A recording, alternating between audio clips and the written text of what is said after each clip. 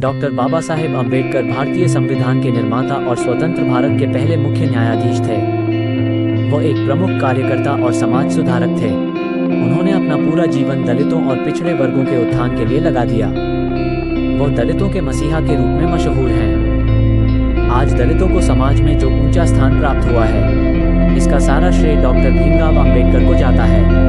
Doctor Bhimrao Ambedkar ने सामाजिक रूप से पिछड़े वर्गों की निराशा को दूर किया और उन्हें समानता का अधिकार दिया। उन्होंने हमेशा जातिगत भेदभाव को खत्म करने के लिए संघर्ष किया।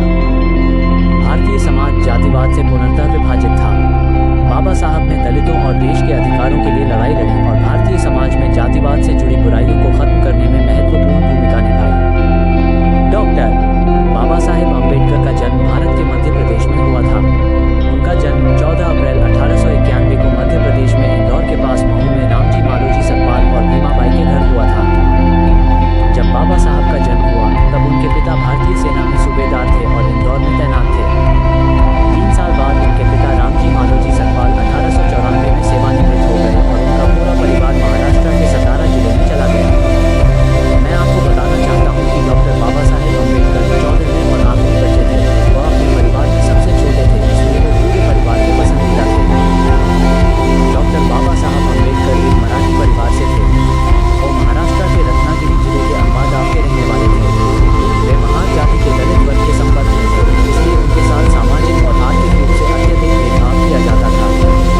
इतना ही नहीं, दलित होने के कारण उन्हें उच्च शिक्षा प्राप्त करने के लिए भी काफी संघर्ष करना पड़ा। उन्होंने अपने सामने आने वाली सभी कठिनाइयों को पार किया और उच्च शिक्षा प्राप्त की। दुनिया के सामने खुद को साबित किया।